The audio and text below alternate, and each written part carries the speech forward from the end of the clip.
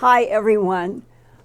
We are having one of those technical glitch beginnings that has delayed us, but I hope that you will find that the program tonight is worth it, even if we've had to go through these problems with the mic and start 2 or 3 times. I do have good news outside of holding dear Fluffy, who wanted to hang around tonight, and Chocolate is downstairs. And one of the good pieces of news to celebrate is that we have broken through 145,000 subscribers, and that was yesterday. And I just want to thank you all so much. Thanks from me and from Chocolate and Fluffy and Brad, Peggy, Ian, and Earthfiles support. Can you feel our digital hugs to you through our screens? And let's go for 150,000 subscribers in July. If so, we can raise our champagne glasses to each other and also cheer the brand new Mars Rover called Perseverance that is now scheduled to launch 4 weeks from now on July 20th, 2020 at 7:15 a.m. Mountain Time. And in all other time zones around the world, its mission to search for evidence of life, past and present. This is the first Mars Rover mission designed specifically to look for evidence of organic life from the past, and maybe even evidence of some kind of life forms on Mars now.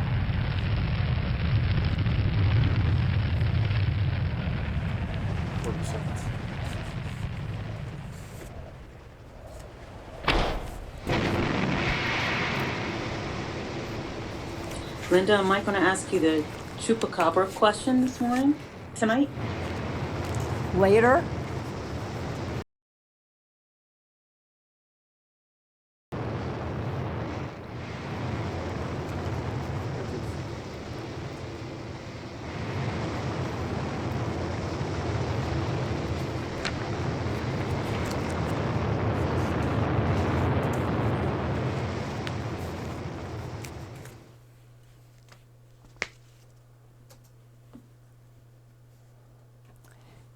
Yesterday, I watched the House Energy and Commerce Committee hearing with the heads of the CDC, the World Health Organization, and Dr. Anthony Fauci, MD, director of the National Institute of Allergy and Infectious Diseases. They spoke about the dangers now and coming in the fall when a second wave is expected to hit, when both influenza and COVID-19 will be circulating together. Currently, Texas, Arizona, and California are reporting record high increases in coronavirus cases. Yesterday, Texas reported a daily record of more than 5,000 new infections. Further, Dr. Fauci contradicted President Trump's Tulsa, Oklahoma rally cry to slow down testing to keep the COVID-19 case numbers lower. Dr. Fauci instead said that, quote, "In fact, we will be doing more testing in order to understand exactly what is going on in community spread," close quote. Dr. Fauci expressed deep concern about the next 2 weeks, this week and next week, to see if there are big surges in new cases and deaths in states such as Florida, Texas, Arizona, and other regions that have opened up too quickly without mandatory face masks, social distancing, and contact tracing. And as of tonight at 6 p.m. Mountain Time, the United States total confirmed COVID cases are now at 2,463,226, with 124,281 total deaths. My prayers to everybody around the world and here in the United States for protection for all of you from COVID. And think, every time you're going out or going anywhere, and even though it's a hassle, about wearing a mask.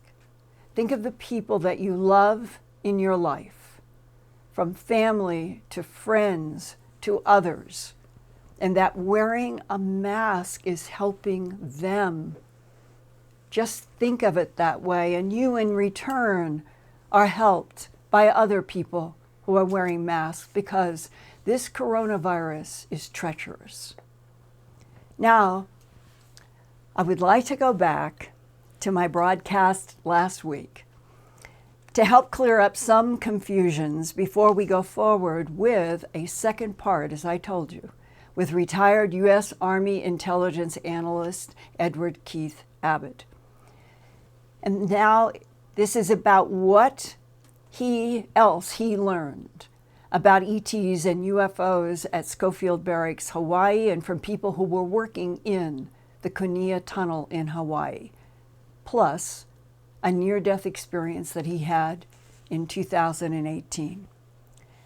And that's when he had emergency heart surgery for 5 bypasses. We had hoped this week, before this broadcast, that he and his 22-year-old son Tobias, who was with him in Hawaii when he saw that strange bat butterfly wing thing in the sky and got the 3 photos. I've talked with Tobias, who remembers it all. We were hoping that we could share with you a video of the father and the 22-year-old son talking about what happened back in November of 2008, or they weren't sure of the month exactly, but in 2008. But the sad news this week is that Eddie became very sick again this past weekend and was hospitalized on Monday, June 22nd, with more heart and blood pressure problems. And you will hear in a few minutes why Eddie Abbott told me during our 2-hour interview 2 weeks ago that he is not afraid if it is time for him on this side of the veil to move on. But first, I'm going to share with you some of Eddie's comments and clarifications after this last week's June 17th Earthfiles broadcast. Edward Keith Abbott, at an older age than most, at 34, entered the U.S. Army in 2006. He did basic training at Fort Leonard Wood, Missouri. He wanted to be an intelligence analyst and was sent to Fort Huachuca, Arizona for 16 weeks of training from March to September of 2006. Briefly after that, he was sent to Fort Campbell, Kentucky. There, he was attached to the 5th Group Special Forces, where he could have a beard. That's where Eddie Abbott was photographed wearing this Army camouflage fatigue shirt and the black beret, which was the primary headgear for all United States Army troops, then worn as part of the Army service uniform. He was also allowed to grow a beard in the context of his Special Forces status. Next, after Fort Campbell, Eddie was assigned to the one place that he most wanted to work, at S3, the 500th Military Intelligence Brigade at Schofield Barracks on Oahu, Hawaii. He arrived there in early 2007 with his wife, their 3 girls, and 1 boy, Tobias, who was in grade school. The S3 building at Schofield Barracks was not far from the famous Kunia Tunnel run by the National Security Agency that listens to the world through advanced satellite systems inside the large, branching, and highly classified tunnel built into a hill, designed to look like a farm during World War II. Eddie's S3 colleagues knew others who worked in the Kunia Tunnel, and periodically there would be whispered discussions about UFOs and ETs. In 2008, Eddie's then wife and 4 kids lived in a house near Eva Beach, a few miles south of the NSA's Kunia Tunnel and the Army's Schofield Barracks. The whole family was outside at a table where Eddie and his wife were relaxing with cigarettes when Tobias yelled, "Dad, what is that in the sky?" Eddie said he had never seen anything like the large bat butterfly winged aerial object that was moving very slowly in a large circular pattern above them. He ran for his video camera, but the battery was dead.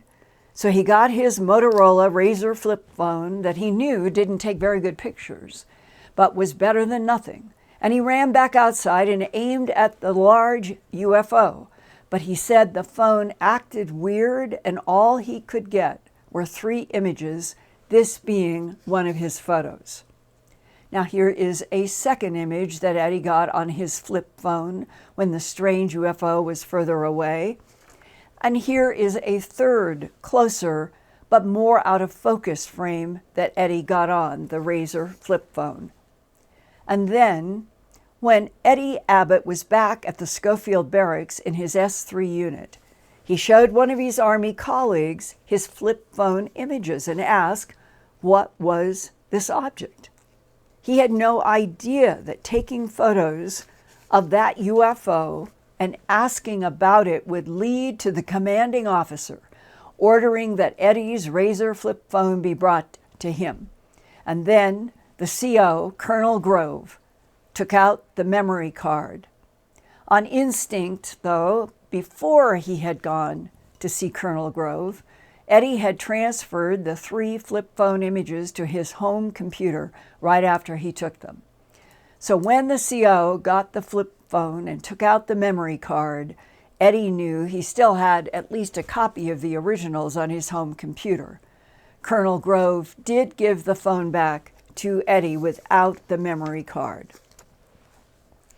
And then, in 2009, just a year and a couple of months later, Eddie was badly hurt with a head wound that caused him to retire from the Army.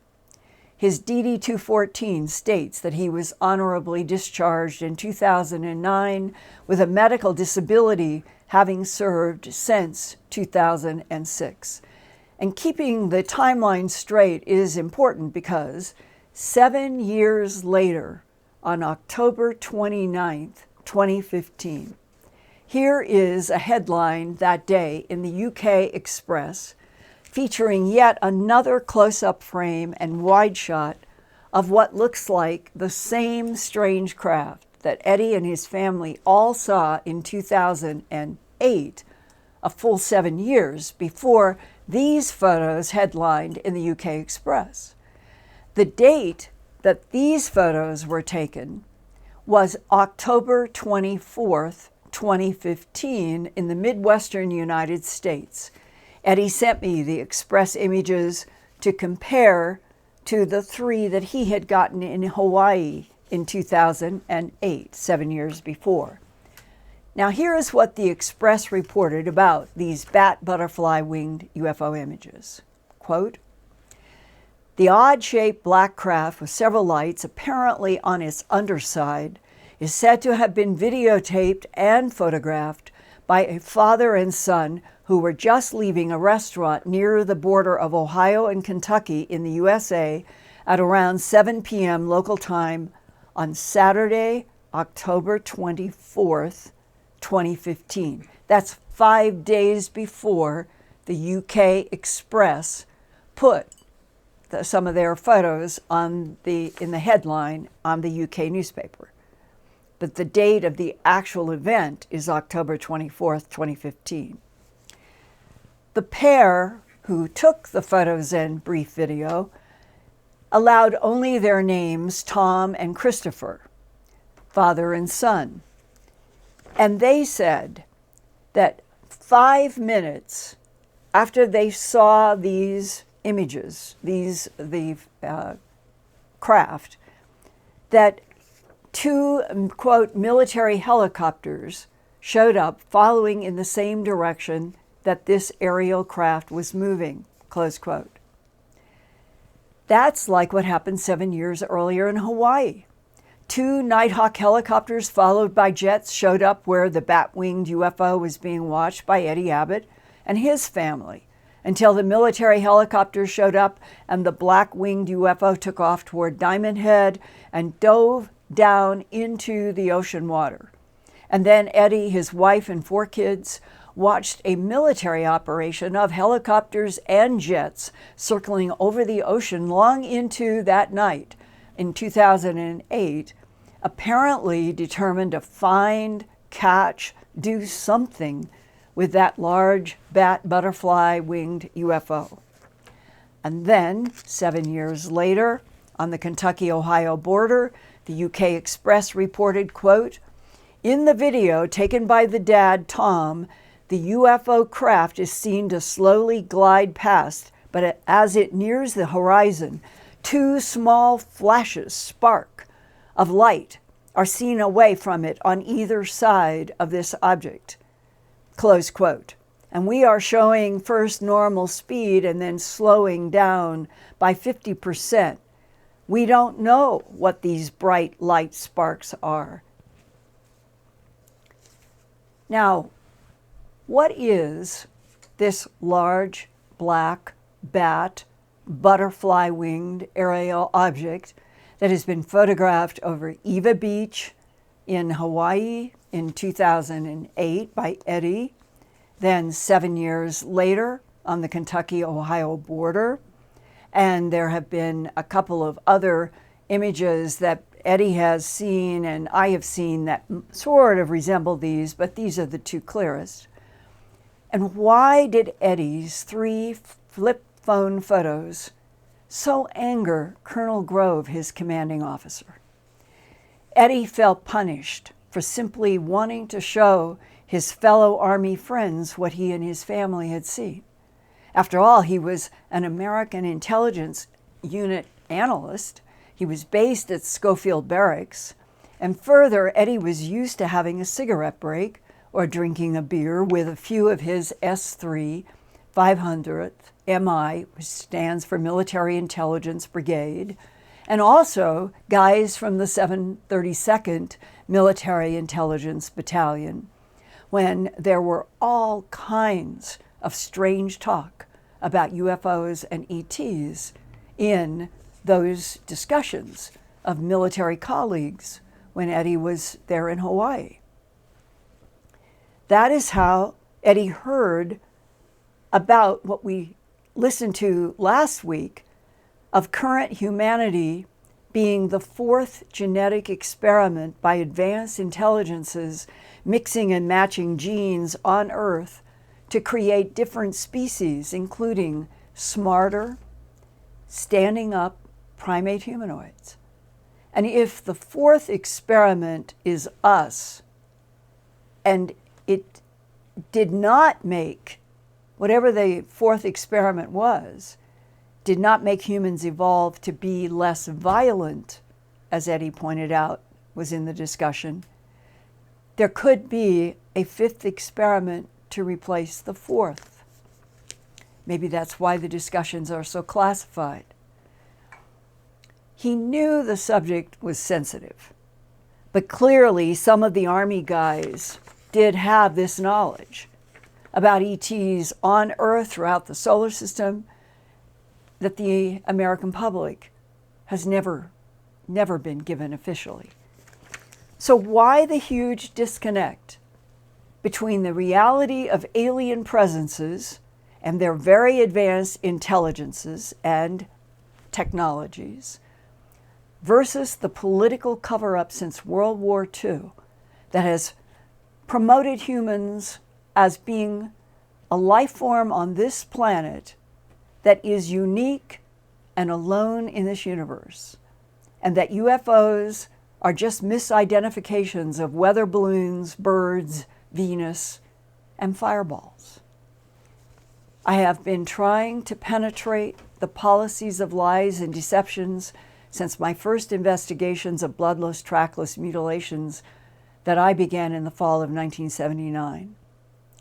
And one of my breakthroughs came in the early 1990s when I received half a dozen letters and illustrations from people in the human abduction syndrome, which showed a cloning technology of large tubes in which different types of bodies, ranging from human to extraterrestrial, were sustained by light frequencies from the tops and the bottoms of the tubes.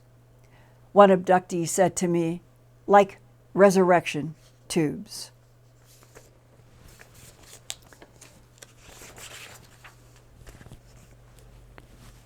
And in my third book, Glimpses of Other Realities, Volume 2,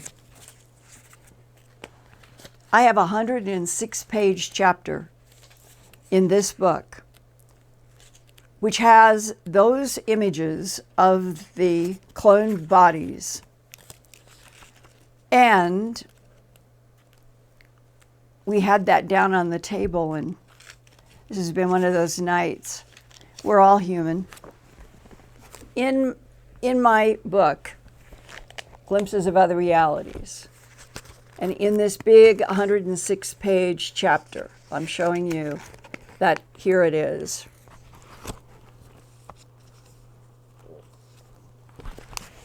That in this book, that was first published in 1998, that's 22 years ago, that it goes into all of these issues having to do with cloning, making hybrids, evolution, genetic manipulation on the Earth through half a dozen people in the human abduction syndrome who have been exposed to this and who have seen these tubes. And 22 years ago, in the past 2 decades, I have met only one government person who knew firsthand anything about these extraterrestrial cloning human body tubes and the big box in which they seem to exist. And that is that the non-humans are interested in our bodies and cloning them in order to try to get access to our souls. Probably one of the most sensitive subjects. But now, the surprise is that upon being able to interview Eddie Abbott, that during my 2-hour interview with him 2 weekends ago, that I was asking him why there has been 70 years of denials about UFOs and ETs on Earth in the face of all of this material coming through humans and abductions. Why is there these policies of denial still on Earth when so many military and government people and abductees know the denial is a lie? Who do you think is keeping the big secret of the fact that we're on a planet with species that have been here for maybe 500 million years, and we, Homo sapiens sapien, cross-faded with Neanderthal only about 45,000 years ago? That's how young we are. And if Homo sapiens sapien is the fourth experiment, are the humanoids which are experimenting on Earth, are they, in the end, totally in charge of everything that happens in spite of human Homo sapiens sapien power brokers? I believe that they are the ones in charge. That's why they mingle amongst us. And I believe they want us to reach a spiritual level somehow. There was a talk about souls. They were interested in our soul somehow. How do we have a soul? How does this container hold the soul? That was a strange conversation. I thought, man, that's just weird stuff people talk about on this base. Well, that is critical. This is the most critical of all the subjects that you have mentioned. Can you describe where you were and who you were talking with or listening to about the containers and the souls? I was sitting outside of my office, smoking a cigarette at the table with all the guys from the 732nd, the communication guys that listen to people talk. There was a couple of officers there. There was a first lieutenant and a second lieutenant, and then I believe there was a lieutenant colonel. They were talking about how these beings from another planet were interested in our soul. How did our soul get in our body, and how could they extract our soul? How did it fit? Could they move the soul to another vessel? Stuff like that. It was like, It was crazy, but I just listened, and it started to make some sense that these beings from another planet are interested in our soul. And how is it in the container? And they could repair our containers and do all kinds of stuff to us, but they couldn't get our soul. They wanted to know how to capture the soul. And the person telling this knew this information because why? Because he worked in the Cunea Tunnel, and he was one of the officers that listened to otherworldly communications, and he had, I think it was 18 years of service in intelligence. So when you get to a certain level of intelligence, you've already been around the block and been a lot of places. So he knew firsthand that they were looking to find out how to get our souls out of our body, if they could capture our soul. It was very interesting to them.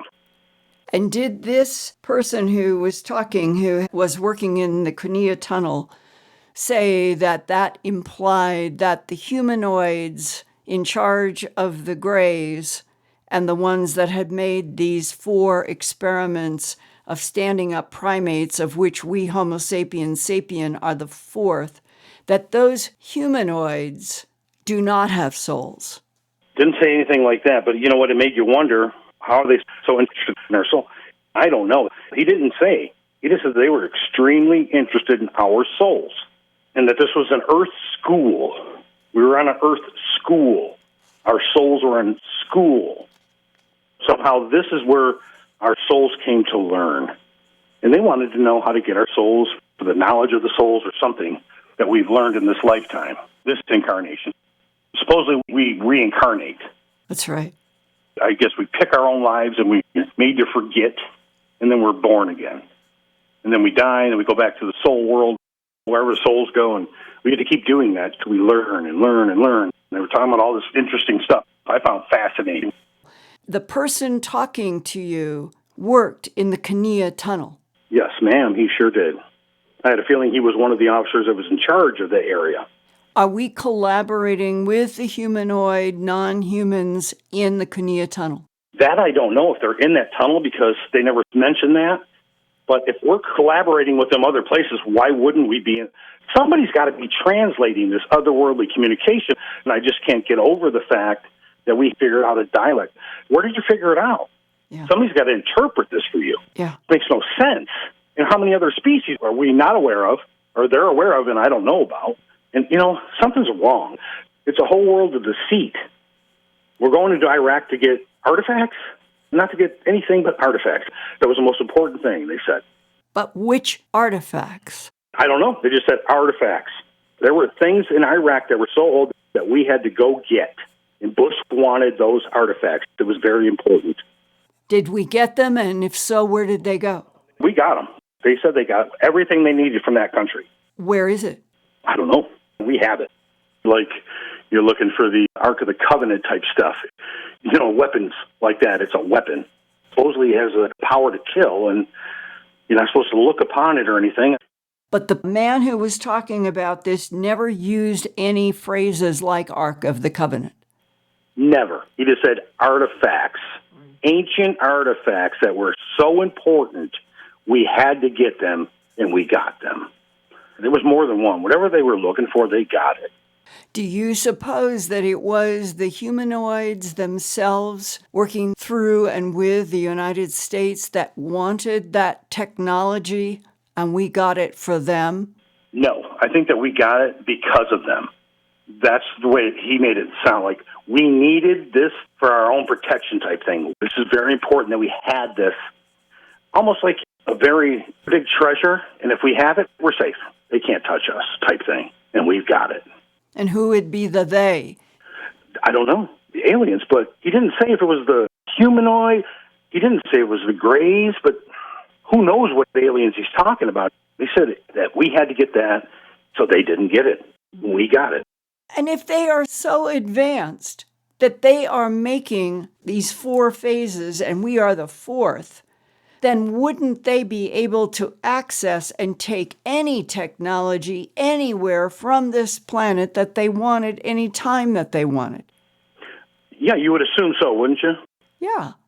Unless there is something that they are up against and they are using humans in some kind of an interface with something that they can't control or is fighting them? That's the question. You have to be a completely different race. It's a threat. You're very right.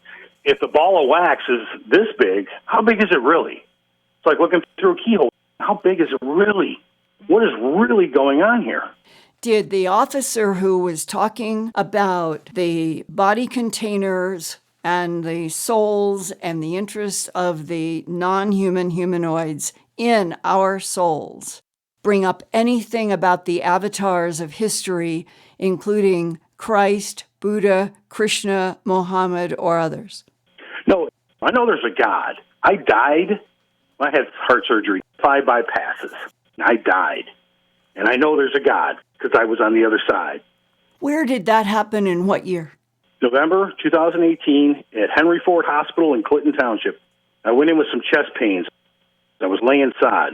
My chest tingled and it was cramping. It hurt so bad I'd vomit. Then I kept laying the sod and I kept stopping and vomiting. And the next day, went to the doctor, my doctor for 20 years. Dr. Horrigan, I think I need a stress test. Something's going on where I'm puking. I walked in that treadmill for 7 minutes. They stopped it. ER right now. 5 bypasses at 47 years old. I remember they had to shave my whole body. And that was like moments before they gave me the anesthetic. And I remember the lady shaving me. And I was, I never had anybody shave my whole body. And I remember they started to wheel the bed towards the desk. And I said, listen, everybody, if I die, it's okay. I know that you're going to do the best job you can. God and I have already got an agreement, and I've made my peace with God. Everybody's like, you're too young. We're not going to let you die. And the anesthesiologist said, listen, man, I'm going to give you some good stuff right now. You're not going to die. I want you to count backwards from 100. So I remember saying 100, 90, that was it. Next thing you know, it's black. I enter a room, which is almost shadowy. It was black in there. It was dark, almost like the lights were dimmed. And a lady was in there. She was made out of light. And she said, it was not my time, and I have to fulfill my soul contract. I had to fulfill it. It is not my time to come yet. And then, boom, I remember being completely dark. I remember hearing voices and a tube down my throat. And I remember thrashing about and then going back out again. Can you describe more the Lady of Light? She had a woman's voice. She looked almost like a transparent person, but not. She had a whole body, but it didn't look like my body. She was like glowing, and she was beautiful, but she was different than me. It was like almost perfection, that perfect sculpture. That's what she looked like, but she was light. She shined light from her body. What color? It was a bluish white. It was just beautiful. And I wanted to stay there because she made me feel so welcome. But it was so brief. She's like, it's not your time. You have to fulfill your soul contract. I know I died. 5 bypasses. They must have lost me. And then Dr. Harrington's the one that did my surgery. We got you, big guy. We brought you back. You're here. You're breathing. I told you I wouldn't let you go. As you were looking at the lady made out of light, was she translucent the way that we can sometimes look through a hologram? Very much so. That's how she appeared to me. But I also felt like I was too. I felt like I was like her, but I couldn't stay there with her. It was just really odd, like I knew her. And if you were thinking of an actress that might be closest to the face that you were looking at, who would that be? Remember when Meryl Streep was real young? Yeah. Kind of like that facial structure of Meryl Streep, but just flawless. It was just beautiful. And could you see her eyes in terms of color? White. Everything seemed white. There was no color except for that blue and that white light she had. And her eyes seemed to be white. I could recognize, like, I've seen this before. I'm home. Really weird. I didn't want to come back, but I had my kids, and, I raised 9. So I guess I'm needed here. Have you ever had a vivid dream in which the Lady of Light reappeared? I had a dream of 3 men made out of white light, and they were around a table, and I was walking to the table. I wanted to get closer so I could hear what they were saying, And they turned to me all at once and said, "You do not belong here yet." And I woke up. They were light, like that lady was. When you think back to the discussion of the officer who was talking about the humanoids that are not Homo sapiens sapien having a great interest in our human souls, and that they are interested in trying to take our souls out of our bodies and perhaps transferring our souls into theirs. Did you ever have a sense that those humanoids are from another dimension and another universe? I had a sense they were from another universe. From another universe means beyond this universe. Yeah, supposedly they can bend space and time instantaneously and pull space towards the other space and then boom, pop out on the other side, almost like a black hole that they create.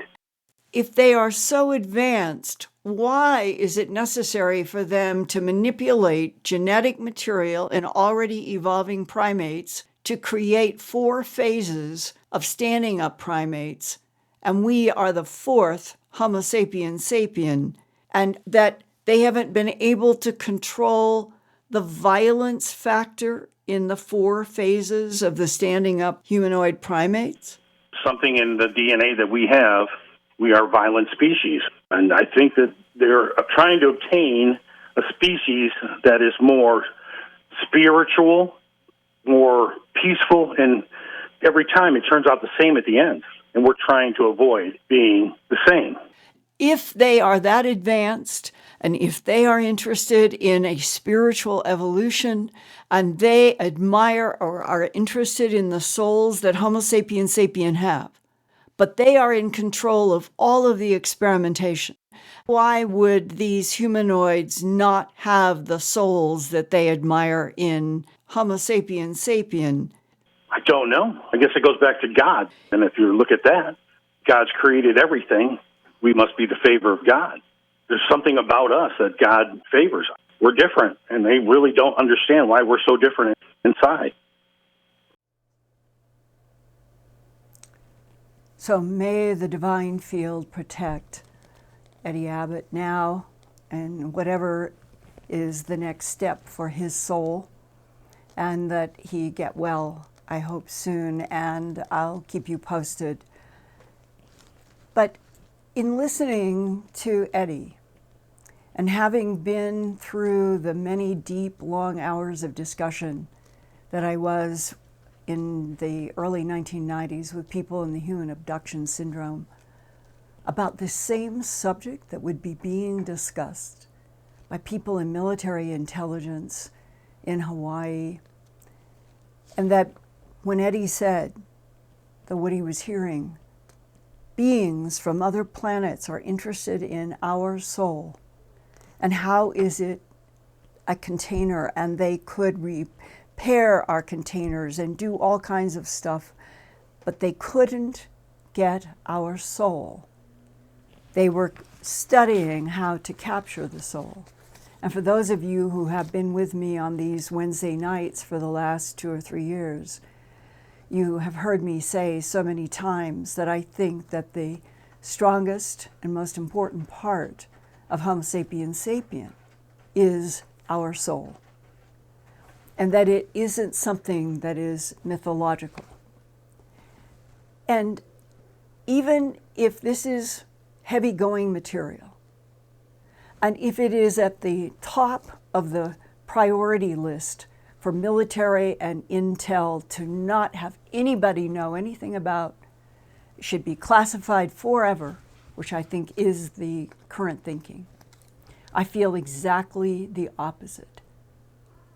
It is this kind of discussion, it is this kind of education about what is really going on behind the centuries and centuries and centuries of darkness versus light on this planet, that I think every single one of us should know every single thing that the people allegedly leading the planet as power brokers know and discuss and strategize about. And very honestly, I feel that I can give you a reminder of what I would consider to be like somebody gave me something very positive in the context of this whole issue of things in this universe who recognize these unique, strong, vibrant, incredible souls in the human experiment on Earth. And they want them, and they can't have them from the divine field. And the gift that was given to me, that was back in Massachusetts when I told you about having this huge dark thing come through the bedroom door. My husband was asleep, never woke up. But like so many cases, when you get into people who are experiencers, although this was, in my case, I don't place it. I'm not aware of anything that has been in the experiencer category. But this was the approach of that big black thing to the right of the bed, and my finding myself paralyzed and having the thought voice, which I think the thought voices are the communications from our souls. And that the communication was to concentrate on my little finger, and then I broke the paralysis, and when I turned back over on my back on the pillow, and that's when I could see this black Hulk and that huge white glowing cross popped into this, like it was about 14-foot old Victorian house size. It's huge in terms of the space up, and this big white blazing cross filled it. And the thought voice said, say the Lord's Prayer over and over, out loud. Frequencies matter. Say the Lord's Prayer out loud over and over. And I did. And then this black Hulk dissipated, and I fell back again on the pillow, and in came that voice. I can hear it right now, this inner voice. You will never have a fight for your soul again through infinity. I don't fully understand the implication of that. But what I'm trying to communicate tonight in the context of all of this content that Eddie got in a military context in Hawaii, where the Kania Tunnel is truly one of the most highly classified units that the United States has as a sophisticated listening place. And those people would have heard everything there is to hear. So the fact that he was exposed to these discussions, and that clearly the military did not want this kind of discussion out in the public. But I'm sitting proof that what I feel is that my soul, your soul, human souls, have the ability to react, have the ability to respond and communicate in these thought voices. And that just knowing that I went through that, and that I can sit in front of you honestly and say, the white blazing cross was what overcame the situation. And that all of us have that ability. Our souls have that ability to reach out. And Eddie and I talked about his NDE that left him with, he has a calmness, a very strong calmness about, as he said, Linda, if this is my time to go, I'm fine. I know that there is a God, and I know that we go after this life. And I'm so sad that he's having a rough time again physically, but that I know inside of him there is a soul that knows, and inside of all of us. And the bigger question in all this is, if we could just move this planet forward to telling the whole truth and nothing but the truth about our origins, the presence of all kinds of alien intelligences here in this planet, throughout this solar system, throughout the Milky Way galaxy. It could change the entire tenor of a planet Earth where there has been too much violence. That's true. Too much war. And if that is any kind of a provocation for advanced beings with advanced technologies to look at us as an experiment that has failed because we're too violent, if we were educated about the true relationship of our soul to the divine field that is the source of everything,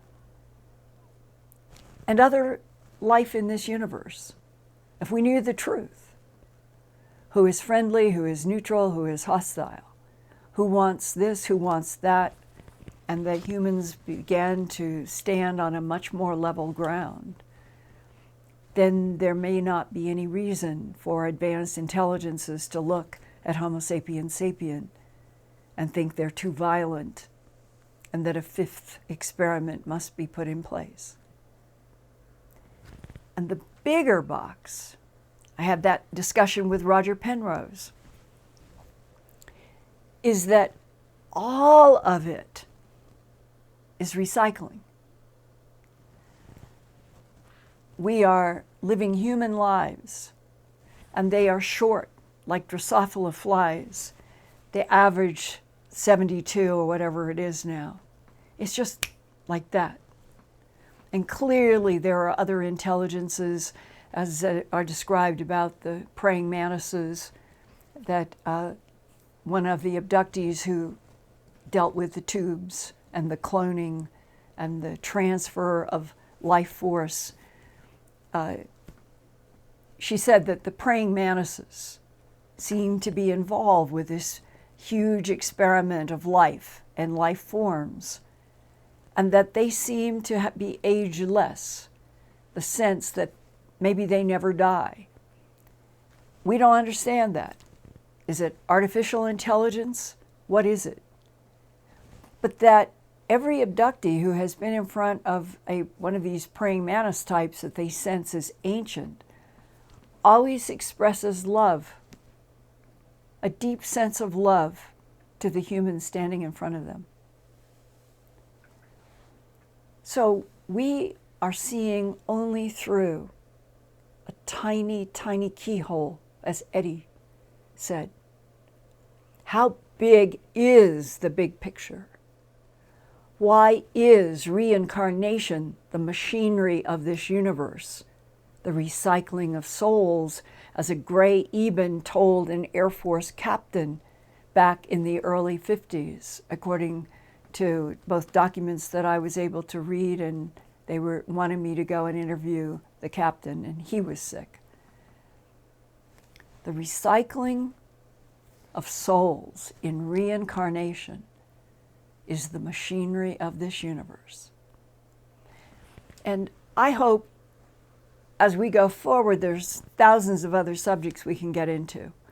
And tonight, this was maybe a lot brought into this one program, but I feel that what Eddie has been exposed to in a military intelligence context, even though his career was shortened because of the terrible head wound that he got in 2009 and had to have an honorable discharge for a medical reason, that what he was exposed to so provoked him that he reached out to me now when he said, I don't feel like I have much more time on this planet, and I wanted you to at least know what I heard.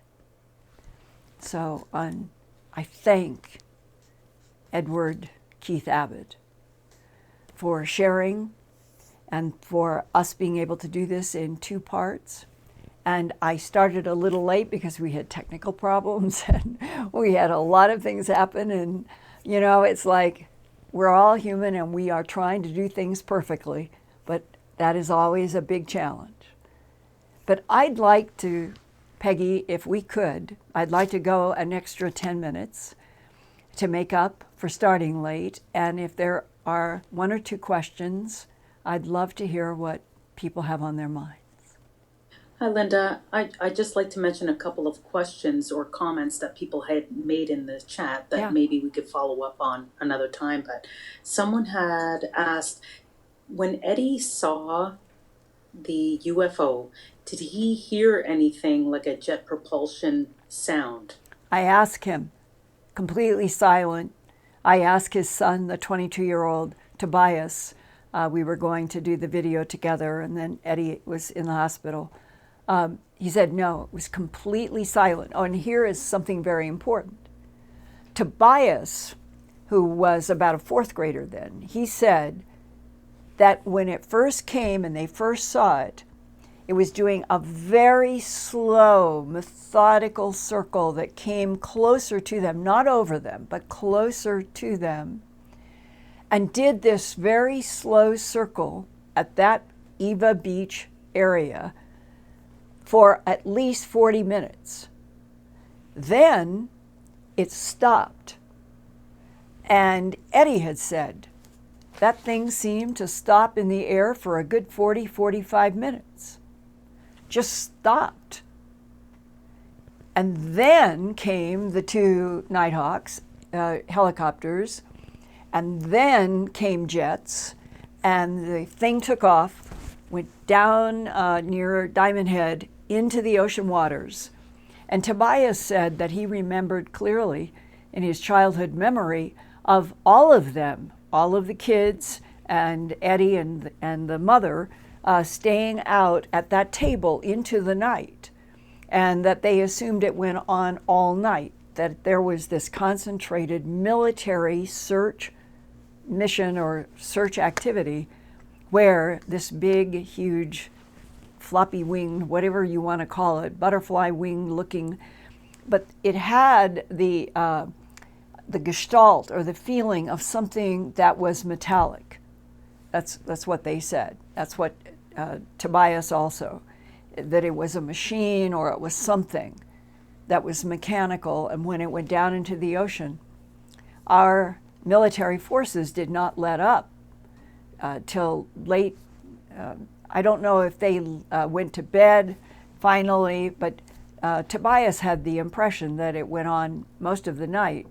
And they don't know. They do not know whether there was something that was retrieved. Why did the military chase whatever this object was down to the ocean and then stay there into the night? It's a very good question, but not one sound. And that was 45, that would be 90 minutes that object was in the sky, up not too far from where Eddie and his wife and the kids were on Eva Beach. Another. So someone was also asking, when Eddie was talking about his near-death experience, could what he have seen been an Anunnaki or an interdimensional being? It is very interesting, his description of something that is all white, even the eyes, and is beautiful, and the features are detailed enough that he could compare it to Meryl Streep. And I think all of us understand that kind of chiseled classic face. And when I think back through the panoply of interviews with people having encounters with things that are sort of translucent or you can see through them, that she was all white, but when I said, could it be a hologram, he was considering that as something like a possibility. But the other thing that makes Eddie's description very interesting, because the holographic projection has been described as ET technology so advanced that the human mind cannot discern from the world around us. I've heard that since 20 years ago. So this could be that it is holographic projection, but that would contradict the whole sense that Eddie had and others have had when they're in the presence of some beings that come into the near-death experience and have communication with experiencers. And in fact, let me read briefly one paragraph that comes from Raymond Fowler, who did all of the 6 books on Betty Andreasson. If you have not read the Betty Andreasson affair case, it's 6 full books, The Watchers, Betty Andreasson. It is one of the more detailed, complex, provokes you to think to your core, those 6 books. Raymond Fowler was running a planetarium in a town and became very interested in Betty Andreasson's case. And I talked with him in depth about Betty's case. I've known Betty Andreasson, have sat with her when she was pounding with her fist. Linda, the key is in our very blood. At the time, in the early 90s, when she was pounding, Linda, the key is in our very blood. It wasn't as clear to any of us then that, and she confessed, she knew that the key was in our blood, but she didn't fully understand. Today, it's what Eddie is saying about the cloning and the hybridization and the genetic manipulation and the trying to understand what this, if we're a 4th laboratory experiment, what does it add up to in terms of Homo sapiens sapien having this extraordinary soul? It's not metaphorical. It is real. And when he said that the discussions in Hawaii were, how does it fit into the body? Sort of, where is it? How do you get it in? Those are the practical human questions. I want you to hear this brief paragraph. It's in my book, Glimpses of Other Realities, Volume 2. This is when Ray and I had a very, very long, and I recorded, discussion about this whole issue of recycling of souls, the tubes, and all of that. And here is Ray Fowler, the author of the 6 books about Betty Andreasson and the incredible Andreasson affair. The UFO near-death experience connection seems to be telling us that whoever controls the UFO phenomena is intimately connected with the afterlife of human beings. This is a deeply profound revelation with ever-escalating implications for humankind.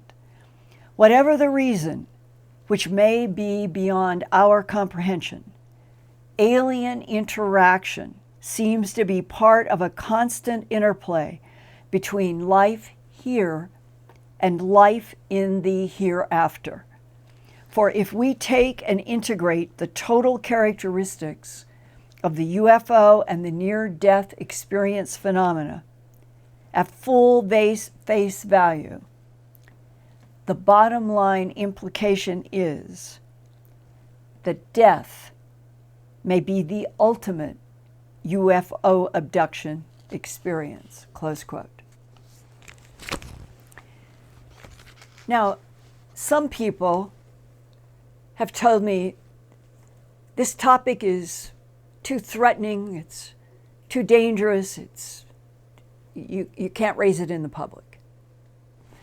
But I did in this book that I published in 1998. And the only provocation that I can see has happened from my being honest and putting all of this material with illustrations in this book in 1998 is how many people in the military have come to me, how many people in the abduction syndrome have come to me to tell me their first-hand experiences. They're not afraid. There is something profound in what we are talking about tonight that is at the key, perhaps, of the entire mystery of this universe's existence. More and more headlines that are coming all the time about, is it a hologram? All of the mysteries about dark matter and dark energy. could this be? And I'm going to do a story next week for sure on the brand new paper that is talking about where we have seen the cone illustration of the universe from the singularity out and expanding. There's now a whole new mathematical construct that shows it coming to the point and then continuing like in another cone, like a cone of time and a cone of time.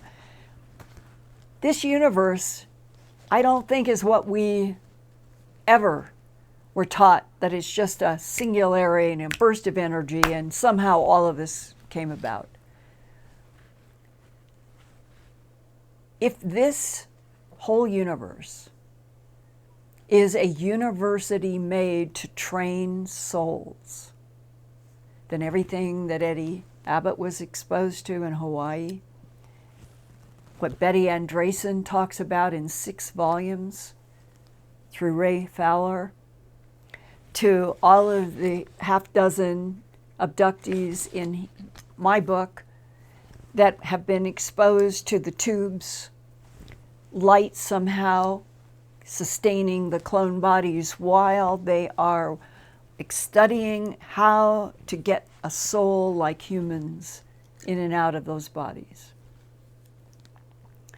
Instead of fear, instead of closing it all down, instead of saying we can't talk about this, I think we must. We must talk. Because on the other side of the screen tonight, there may be a dozen of you out there who have had the experiences with the tubes, that you can write me, that we will all learn together. There may be military people who have had discussions about that the government is afraid that if they open up the whole truth about UFOs and ETs, that it will threaten religions, because the devil versus angels and all of that are the metaphors for what is at stake in the profound core of what is happening. And my answer always is, and I feel this strongly, whatever is out there that humans know about, whether they're power brokers, military leaders, doctors, scientists, whoever, you and I deserve to know that truth. So I am open to anybody giving me feedback tonight saying you don't want this information opened up, or whatever your feedback is, I would love to know. And for those of you who think that this should be not only explored, but that I should do more periodic programs about it, opening up even more, let me know that as well. And Peggy, I've come to 15 minutes. I hope all of you will forgive all of those technical problems we had at the beginning with the mic. But as Brad said, when you watch Stephen Colbert or Kimmel or any of them trying to operate from their houses, they have the same kinds of problems. So hopefully in the age of COVID, with all of the stresses and unpredictability of it, that we will all start being more forgiving of each other all of the time, because we're all trying as best we can to do the best we can in an event, a phenomena, a layer of life that nobody has known for 100 years since the 1918 pandemic. And please don't let your guard down. I love you. I love all of you around the world. We can't let our guard down because this COVID-19 coronavirus is insidious. And wearing masks, think of the people you love. Wear your mask for them, and your gloves, and your hat, and put on sunglasses, because you've got to fend off the moisture particles that can hold the COVID. It's science. And I like science.